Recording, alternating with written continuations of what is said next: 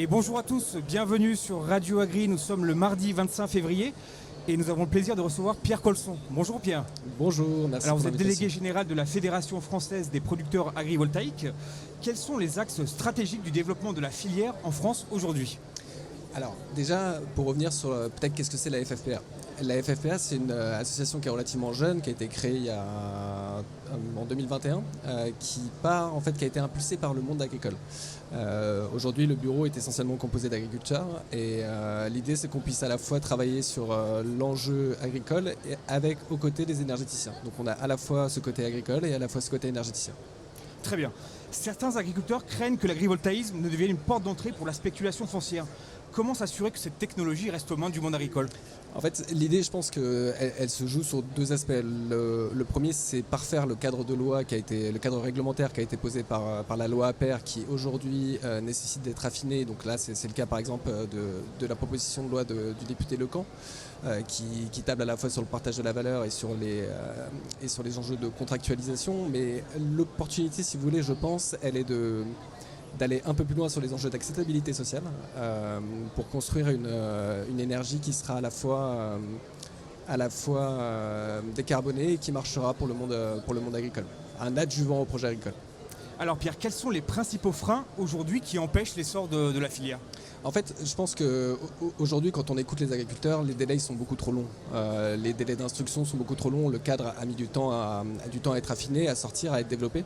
Et l'opportunité, je pense que c'est vraiment d'aller plus loin, plus vite. Libérer un peu les énergies, c'était un peu le mot d'ordre qu'on a porté à la FFPA. Aujourd'hui, on a un cadre réglementaire.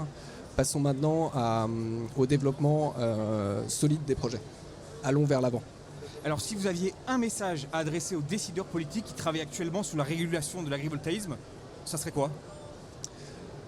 J'en aurais deux, je pense. Le premier, c'est avant de partager les énergies, il faut pouvoir la créer. Donc il ne faut pas oublier que l'agrivoltaïsme sert avant tout à l'agriculteur et à l'agriculture. C'est un adjuvant au projet, c'est un plus, c'est une plus-value pour que les agriculteurs puissent vivre plus sereinement de leur travail. Et c'est ça l'objectif, c'est une forme vertueuse à la fois pour l'agriculteur et à la fois aussi pour remplir notre mix énergétique demain. Alors Pierre, un dernier mot sur les assises de l'agrivoltaïsme qui se sont déroulées récemment ? Oui, c'était une très belle journée, on a eu près de 400 participants, donc on sent vraiment que le sujet est au cœur de l'actualité.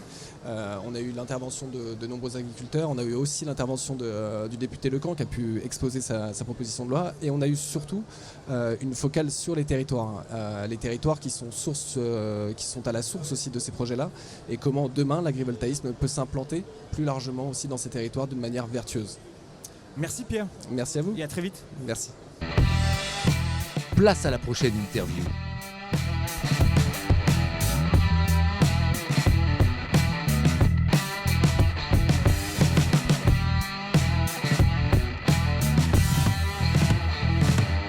Et de retour sur Radio Agri, j'ai le plaisir de recevoir Florence Mouret. Bonjour Florence. Bonjour Hugo. Alors vous êtes directrice adjointe client territoire de GRDF en Ile-de-France, c'est bien ça ? C'est tout à fait ça. Alors pour débuter, peut-être quelques chiffres sur la production du biométhane en Ile-de-France.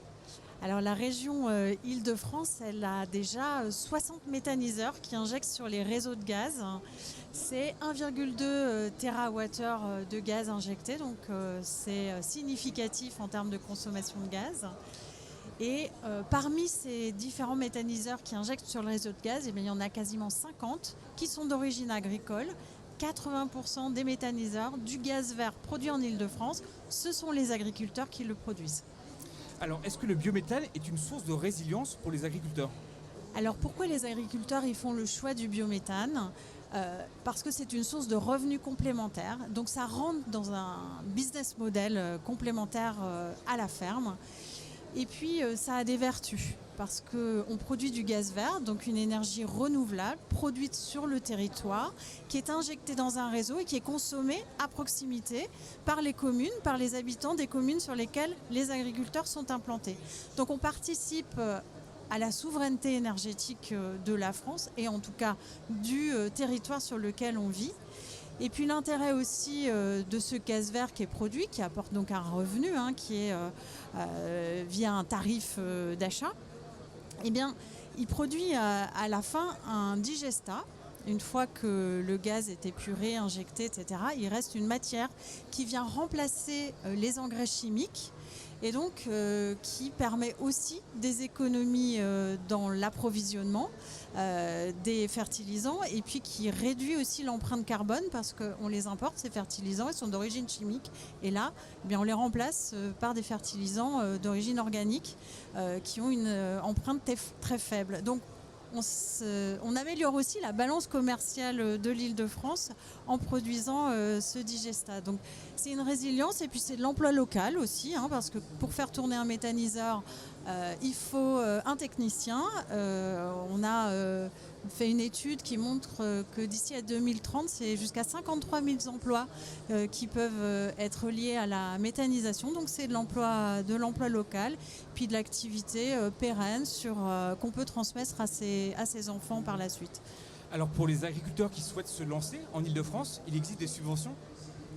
Alors, se lancer dans la méthanisation aujourd'hui, c'est être accompagné de A à Z. Il faut savoir que la région est très active, l'Île-de-France, pour accompagner l'implantation des méthaniseurs. Donc un soutien très fort à travers un cercle qui s'appelle Prometa, qui accompagne avec l'appui de la Chambre d'agriculteurs l'ensemble des agriculteurs intéressés qui ont un projet. Et donc, il y a eu plusieurs guides qui ont été produits pour expliquer comment faire tout ça.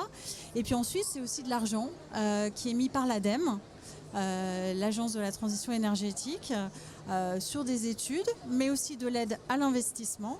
Et cet argent, il est doublé aussi par des aides de la région sur l'investissement. Donc une région qui accompagne la méthanisation agricole. Et puis il faut savoir que la méthanisation en France, elle est encadrée par ce qui s'appelle le droit à l'injection. Et quand on a un projet de raccordement au réseau, on ne paye que 40% des coûts liés à ce raccordement au réseau exploité par GRDF. Donc plusieurs petits coups de pouce qui, bout à bout, rentrent dans le business plan et permettent de faire en sorte que ce soit intéressant de se lancer dans la méthanisation. Alors comment vous, GRDF, accompagnez-vous les agriculteurs ? Alors nous, GRDF, notre mission de service public déjà, c'est de faire connaître la méthanisation, de mettre en relation. Ce qu'on fait ensemble là aujourd'hui, c'est aussi dans notre mission. Et puis ensuite, concrètement, lorsque quelqu'un a un projet, il vient nous voir et on fait ce qu'on appelle une analyse de faisabilité pour le raccordement au réseau et puis une étude où on va étudier comment amener le gaz vert produit par le futur méthaniseur dans le réseau et voir comment les flux vont pouvoir aller entre la production de gaz vert et puis les sources de consommation.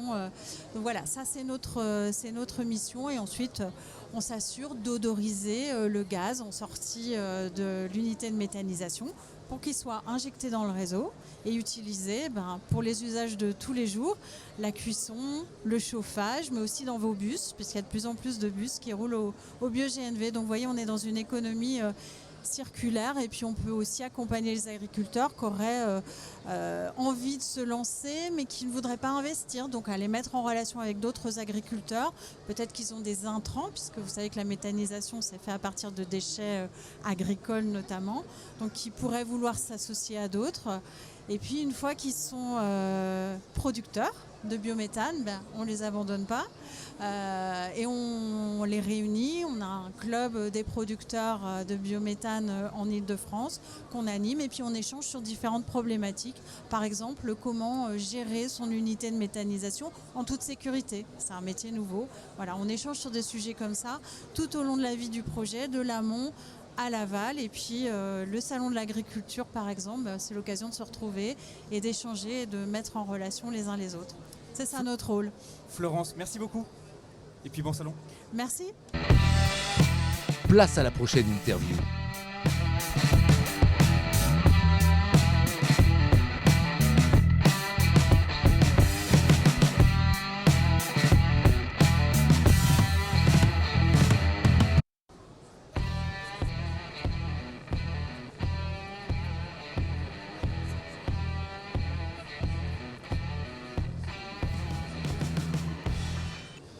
Et de retour sur Radio Agri, j'ai le plaisir de recevoir Laurent Duplon. Bonjour Laurent. Bonjour. Vous êtes sénateur de la Haute-Loire. Peut-on dire que le vote de la loi d'orientation agricole, votée par l'Assemblée puis par le Sénat, est arrivé à point nommé pour le salon de l'agriculture? Je dirais c'est même plus que point nommé. Puisque rappelons-nous, les manifestations des agriculteurs, elles datent depuis janvier 2024, où en fait leur message c'était on marche sur la tête, avec une multitude d'exemples, d'injonctions contradictoires. Et en fait, il aura fallu attendre 1 an et demi pour arriver à leur proposer un texte qui réponde, je l'espère, pas totalement, mais de façon assez importante à leurs revendications. Donc oui, elle est à point nommé par rapport au salon, mais elle n'est pas spécialement à point nommé par rapport à tout ce qu'ils nous ont dit pendant plus d'1 an sur toute l'année 2024. Alors vous êtes le rapporteur de la loi qui vise à lever les contraintes à l'exercice du métier d'agriculteur, loi qui a passé l'épreuve du Sénat dans la nuit du 27 au 28 janvier 2025. Pourquoi rajouter une loi en plus? Alors en fait, je suis l'auteur de cette proposition de loi. L'auteur, pourquoi? Parce que tout simplement, le projet de loi comme il avait été écrit par le gouvernement précédent avait volontairement éliminé tous les sujets qui fâchent. Et dans les sujets qui fâchent, il y en a un particulier qui consistait à supprimer les surtranspositions que la France s'est imposées au fil du temps. Par logique, par démagogie, par volonté de contraindre, d'entraver la production agricole. Et donc je me suis dit, eh bien, au lieu de l'inscrire dans la PLOA, avec un risque que ça ne passe pas la barre du Conseil constitutionnel, eh bien le meilleur c'est de proposer une loi qui puisse permettre d'être votée à l'Assemblée nationale et au Sénat et à l'Assemblée nationale, de façon à ce que cette loi, elle fasse force de loi. Et c'est ce que j'ai fait. Donc à travers 6 articles, pour être relativement ramassés, 7 même je crois, 7 articles, on parle de 3 sujets, les phytos, l'élevage, l'eau, et accessoirement l'OFB, parce que ça fait quand même couler beaucoup d'encre. Et ben on a essayé d'apporter des éléments nécessaires à la réponse aux manifestations et à tous les éléments que les agriculteurs nous disent, c'est-à-dire on marche sur la tête, on est dans des injonctions contradictoires qui consistent à dire on vous met une multitude de contraintes et on ferme les yeux sur le fait qu'on fait rentrer de plus en plus de produits de l'étranger qui ne respectaient pas les contraintes que nous nous mettons en France sur la production. Alors justement, quelles sont les prochaines étapes qui attendent cette loi?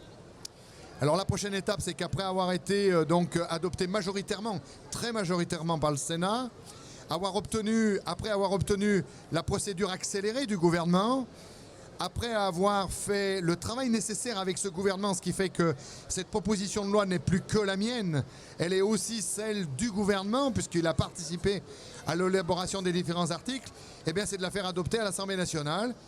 J'espère que nous allons y arriver la première semaine du mois d'avril. Après, ça sera de passer la barre de la commission mixte paritaire, de façon à ce que cette loi, eh bien, elle fasse véritablement force de loi. Alors Laurent Duplon, autre sujet, vous avez été récemment la cible de la sphère écologiste. Est-ce que vous trouvez ça injuste et qu'est-ce que vous avez à leur répondre? Leur répondre, je ne perdrai pas mon temps à leur répondre, parce que je l'ai fait déjà sur de multiples articles, de multiples radios. Ce que j'aurais envie de dire, c'est que cette logique décroissante, et cette logique qui consiste à mettre des entraves sans regarder la réalité de ce qui se passe, en passant que tout ça va passer crème, et en se disant que finalement la France pourrait continuer de vivre sans ne plus rien produire en achetant partout à l'étranger. C'est pas favoriser la souveraineté alimentaire, parce que la souveraineté alimentaire, c'est nourrir tous les Français, non pas ceux qui n'ont que les moyens de leur alimentation, mais aussi ceux qui sont obligés d'arbitrer sur leur achat. Et donc par définition, ce que j'aurais envie de leur dire, c'est que plus je les entends remonter au créneau pour dire que ce que je fais n'est pas bien, et plus je me dis que je suis sur la droite ligne et le bon chemin, et qu'il faut continuer de le faire. Peut-être votre avis sur les premiers mois de la nouvelle ministre de l'Agriculture? Très positif, je vous l'ai dit en aparté, très positif, parce que je pense qu'elle a pris le poids de la réalité du marasme agricole, de ces manifestations où ils ont retourné les panneaux des villages. Quand certains nous disent les agriculteurs manifestent pour le revenu, non. Non et oui. Non, parce qu'ils n'auraient pas retourné les panneaux des villages.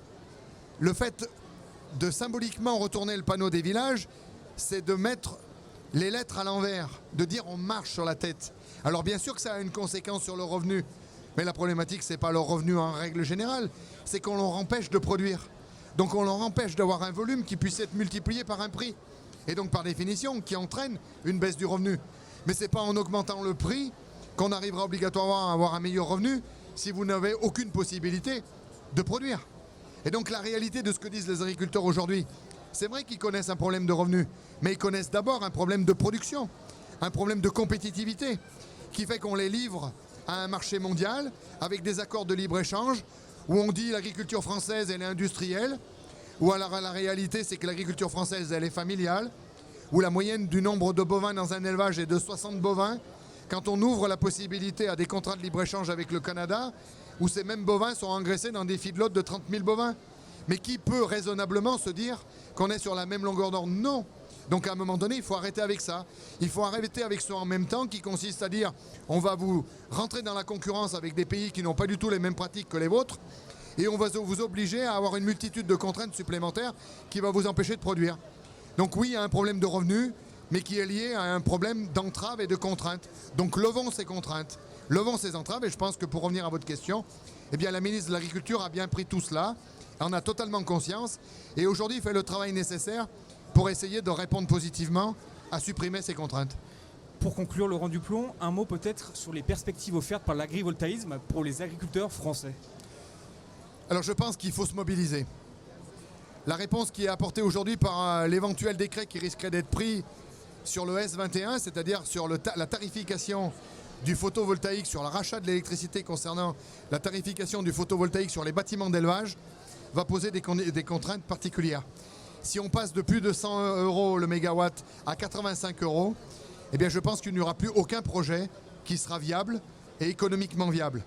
Alors qu'aujourd'hui, c'est investi 800 millions d'euros dans le photovoltaïque sur les bâtiments agricoles, que ça peut être une possibilité d'apporter un revenu différencié à l'agriculture et que les agriculteurs sont souvent propriétaires de surfaces de toit relativement importantes.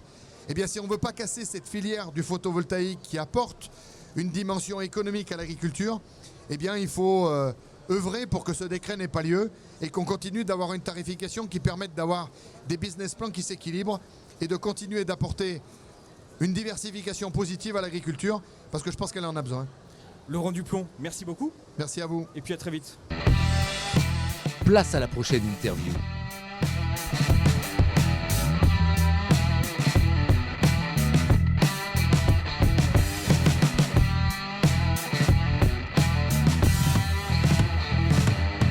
Et on enchaîne sur Radio Agri avec Charles Fournier. Bonjour Charles. Bonjour. Vous êtes député écologiste d'Indre-et-Loire. Vous dites qu'il faut arrêter d'opposer agriculture et écologie. Est-ce que la loi d'orientation agricole est selon vous un bon ou un mauvais signal? Ben non, en fait cette loi n'est pas un bon signal puisque à l'origine elle avait pour ambition de répondre au renouvellement des générations, à la question du foncier, à la question des revenus agricoles. Et on aurait pu intégrer dedans, c'était pas forcément la ligne, mais la transition agroécologique de l'agriculture. Et aucun de ces sujets finalement n'est présent dans ce texte. C'est la souveraineté et une certaine vision de la souveraineté économique et non pas une vision de la souveraineté qui moi s'inscrit plutôt dans la coopération, dans une approche d'équilibre entre les différents acteurs de l'agriculture. Et je pense que cette loi malheureusement ne répond pas à tous ces sujets, voire même risque d'entraîner des reculs. Alors le message, pas d'interdiction de pesticides sans alternative, vous le connaissez? Oui, bien sûr. Vous êtes d'accord? Qu'est-ce qu'on fait sur le chlordécone? C'est-à-dire qu'on revient au chlordécone? Parce qu'a priori, on nous dit qu'il n'y a pas d'alternative. Vous voyez, alors, je ne sais pas ce que ça donne normativement, le fait de dire pas de solution. De quelle manière on traduit ça? Le mot solution en droit, je ne sais pas bien ce qu'il veut dire. Donc je pense qu'entre ce qui est écrit et ce qui sera mis en œuvre, il y a un petit chemin. Moi, je suis pour évidemment qu'on cherche des solutions, mais sur un certain nombre de sujets, il en existe déjà. Par contre, ça suppose un changement de modèle profond et un accompagnement pour que ça soit possible. Et il faut une PAC qui puisse répondre à cette préoccupation-là. Il faut que l'ensemble de nos acteurs politiques accompagnent ce changement-là. Et donc, c'est là où seront les solutions. C'est pas une théorie qu'on peut poser comme ça dans une loi. Moi, je suis un peu inquiet de ce que ça veut dire en creux. Ça veut dire, continuons et on arrête quand? Voilà. Est-ce qu'on est d'accord pour dire qu'il faut décroître de ce point de vue-là? Malheureusement, j'ai l'impression que non et que ça, c'est quand même un sujet. Alors Charles, on enchaîne, un sujet qui vous tient à cœur. Est-ce que vous pouvez nous détailler les grandes lignes de votre proposition de loi visant à expérimenter l'instauration d'une sécurité sociale de l'alimentation? Oui, alors on est à la radio, je ne peux pas vous montrer la petite carte vitale que j'ai fabriquée pour expliciter ce qu'est cette sécurité sociale de l'alimentation. En gros, c'est répondre à 3 sujets majeurs d'aujourd'hui. 20% des agriculteurs vivent sous le seuil de pauvreté. 37% des Français ont eu recours à l'aide alimentaire à un moment donné dans leur vie. Et puis, troisième élément, la santé se dégrade dans notre pays. Et avec l'idée de cette sécurité sociale de l'alimentation, on essaye de répondre à tous ces sujets. C'est une sorte de carte vitale alimentaire qui vous permettrait de recevoir mensuellement une allocation. Mais cette allocation serait financée par une cotisation qui peut être prise sur les revenus du capital, sur les revenus du travail. Donc, chacun en fonction de ses besoins, chacun en fonction de ses moyens. Ça permettrait de garantir un accès choisi à l'alimentation, de remettre la démocratie alimentaire au cœur de nos sujets, et ça permettrait de garantir aussi des revenus pour les agriculteurs et les producteurs à l'échelon local, parce que les citoyens dans les parlements alimentaires que je propose d'installer, eh bien évidemment choisiraient, et choisissent déjà quand les expériences sont en cours, des producteurs locaux, choisissent une agriculture en proximité. Et donc avec cette carte, vous ne pourriez acheter que dans ces endroits, chez des producteurs conventionnés, chez des distributeurs conventionnés. Donc on répond à plein de sujets. Alors il faut, parce que je suis quelqu'un de très raisonnable, il faut expérimenter. Je ne dis pas il faut instaurer une 7e branche de la sécurité sociale maintenant. Je dis expérimentons. Il y a 40 expérimentations en France. Il faut leur donner des moyens. Et malheureusement, une niche parlementaire, vous savez, ça s'arrête à minuit. C'est la journée d'initiative des groupes parlementaires. Et mon texte, j'ai pu commencer à le présenter à 23h35. Donc autant vous dire qu'en 25 minutes, je n'ai pas eu le temps d'aller au bout de ce texte. C'est vraiment dommage. Je reviendrai d'une autre manière à la charge parce que je pense que c'est vraiment... Mais en 1945, l'état de la France était catastrophique. L'état des finances de notre pays était pire qu'aujourd'hui. Et c'est à ce moment-là qu'on a inventé la sécurité sociale. Et donc c'est dans ces moments où il ne faut pas mettre des pansements, mais penser des mesures structurantes qui répondent à plusieurs sujets. Et je pense que cette sécurité sociale de l'alimentation en est une.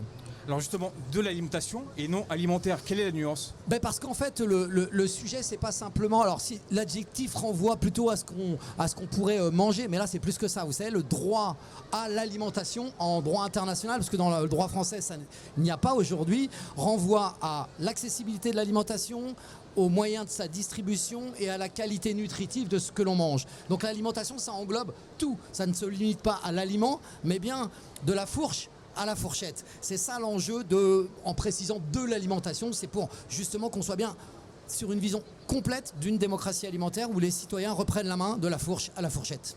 Alors encore un autre sujet, les PFAS font l'actualité, c'est des composants chimiques synthétiques qualifiés de polluants éternels. Ils sont partout. Comment on peut les réguler et voire même les interdire ? Vous savez, moi je suis le 14 députés ont testé leurs cheveux. Moi il m'en reste pas beaucoup, mais j'étais le deuxième à en avoir le plus dans l'Assemblée nationale et j'en avais 10 fois plus que le troisième. Pour vous dire que je suis dans un endroit où a priori, c'est pas la première, elle était à Lyon, dans la vallée de la chimie, qu'on appelle aussi la vallée de la mort, juste pour le dire. Moi à Tours, pourquoi j'en avais autant dans mes cheveux ? Parce qu'ils sont persistants, parce qu'il y en a partout. Parce que peut-être, il y a 30 ans, dans mon territoire, il y a eu un incendie, une usine qui s'appelait Protex, aujourd'hui Syntex, et l'eau a été coupée pour tout le monde pendant 8 jours.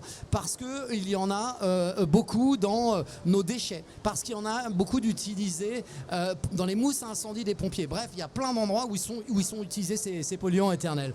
Et là, on vient d'adopter une loi en France, et elle est adoptée.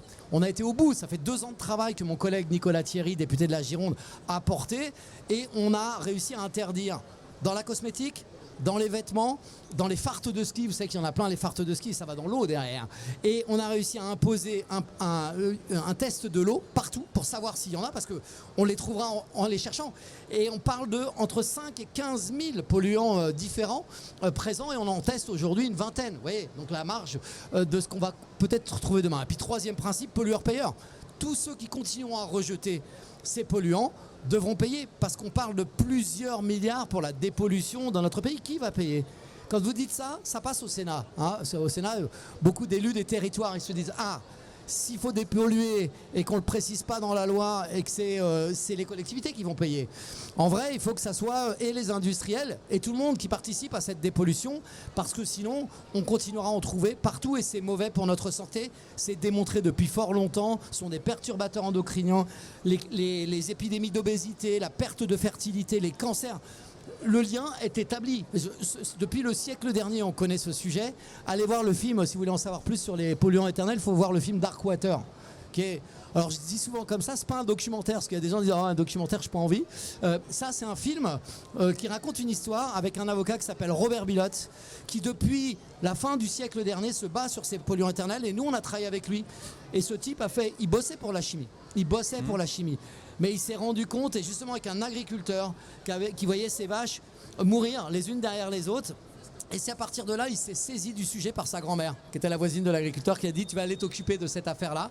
Et Robert Billard, il a mené un combat absolument dingue. Il y a eu 27 000 personnes qui ont été testées. On s'est aperçu que tout le monde en avait dans le corps. Moi, j'ai testé les habitants de ma circonscription. Ils en ont tous.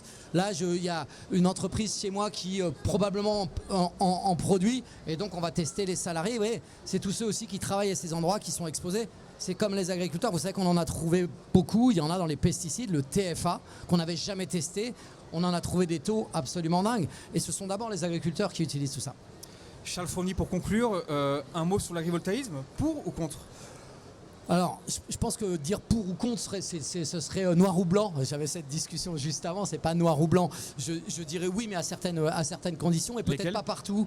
Il y a de nombreuses conditions. C'est que ça ne vienne pas supplanter l'activité agricole. C'est quand même un sujet majeur. On peut déstabiliser la question du foncier, par exemple, avec la question énergétique. Donc oui, si on conserve une activité agricole, une qualité agronomique des sols, voilà, ça c'est un sujet. Deuxième élément, c'est là où ça peut être utile. Voilà, il y a des endroits, par exemple, on parlait de la vanille ce matin, pour la vanille, ça peut être utile, mais pour d'autres sujets, ça l'est sans doute beaucoup moins. Il y a des territoires où ça peut être du sens, d'autres pas. Donc vous voyez, c'est un peu plus complexe que pour ou contre, et ça mérite qu'on creuse la question. Mais moi, ce que je ne souhaite pas, en tout cas, c'est que l'énergie, la question de l'énergie vienne complètement déstabiliser l'enjeu des revenus agricoles, qui est quand même au cœur de nos réflexions aujourd'hui. Donc il y a à discuter, à travailler pour que voilà, les agriculteurs ne deviennent pas des énergéticiens et qu'on trouve là des compléments de revenus, parce que ça peut être un complément de revenus important, mais gardons le métier. On perd tellement d'agriculteurs, on a tellement d'enjeux pour renouveler les générations, voilà, et là, malheureusement la loi d'orientation agricole ne répond pas à ça, qu'il faut être prudent de ce point de vue. Charles Fournier, merci beaucoup. Merci. Et puis bon salon. Place à la prochaine interview.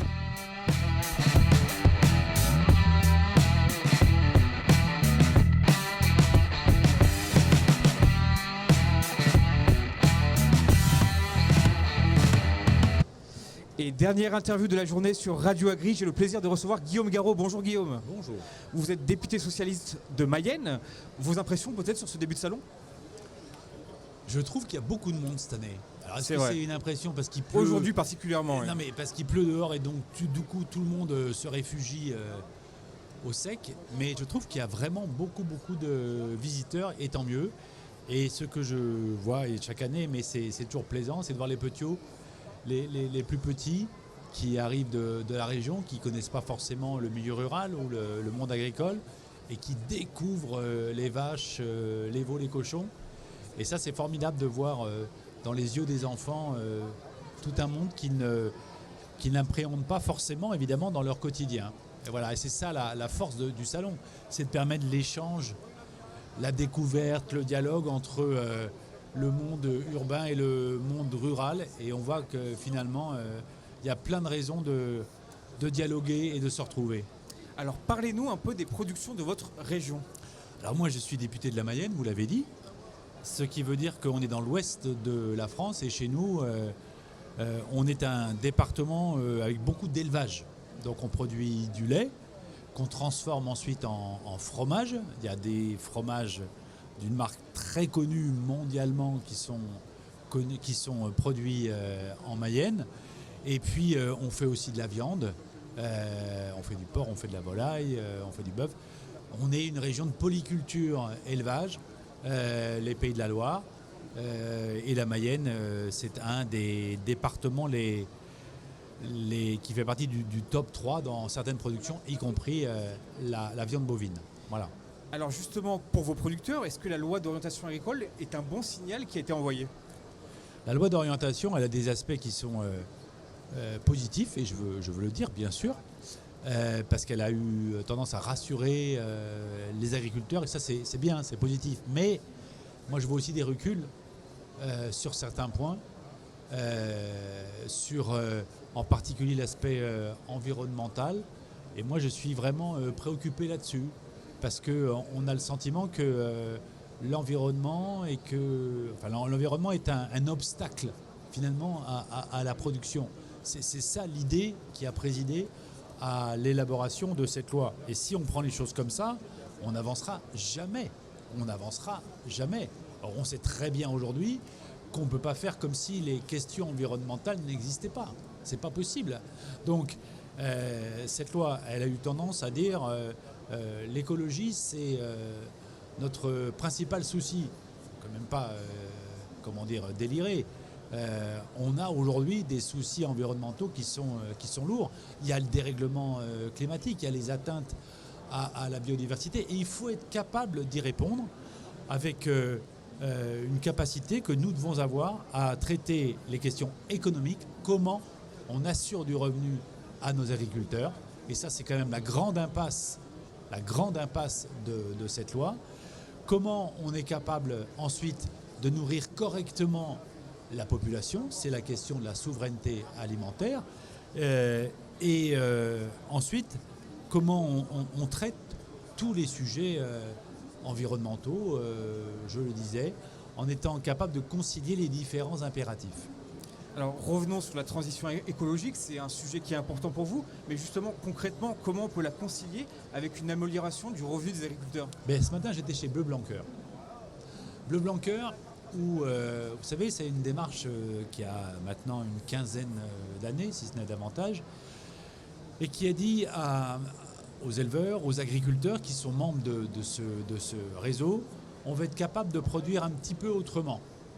On va par exemple nourrir nos vaches avec la graine de lin, par exemple. Et ça fournira un lait de meilleure qualité. Et là, aujourd'hui, il y a des études qui sont faites et qui montrent que les mamans qui allaitent ont un lait maternel, donc, de bien meilleure qualité, beaucoup plus riche en oméga qu'une maman qui n'a que de la nourriture conventionnelle, entre guillemets, pour se nourrir. Donc, on est capable de montrer que non seulement c'est bon pour la santé, mais surtout, on produit une agriculture qui est plus rémunératrice pour l'agriculteur ou pour l'éleveur, parce que ça a été démontré, c'est que le lait est valorisé de façon supérieure à ce qu'est le lait d'entrée de gamme dans notre pays. Donc,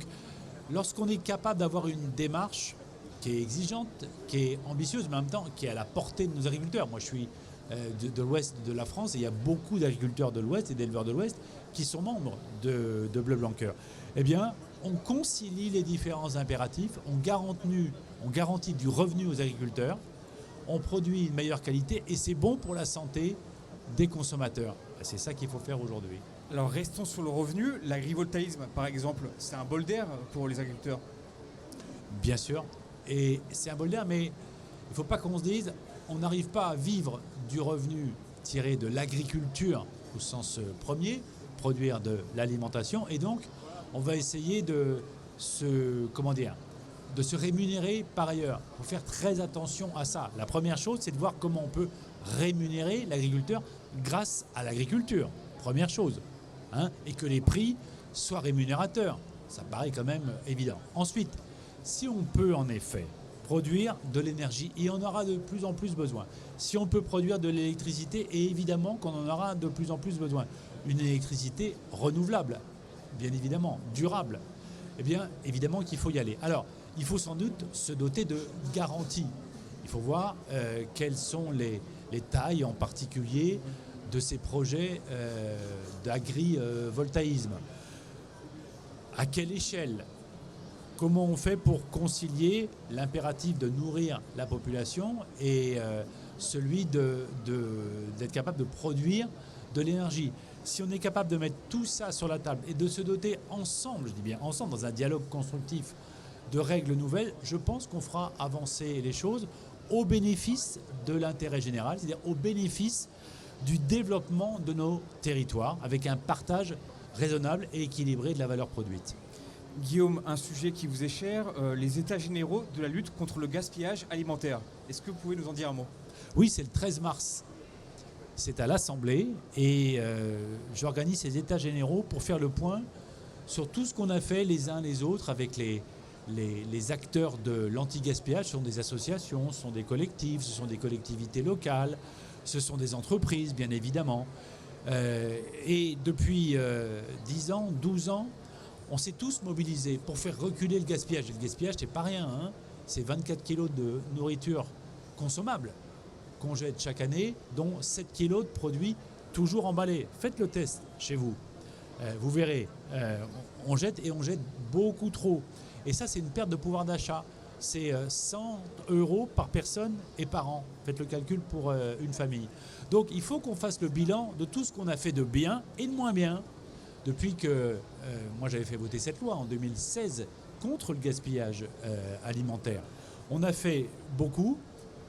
On n'a pas fait encore assez, mais on doit se dire aujourd'hui qu'est-ce qu'on fait ensemble pour demain. C'est ça le sens des États généraux, établir les bilans et puis tracer des perspectives pour l'avenir, pour la prochaine étape de la lutte contre le gaspillage alimentaire.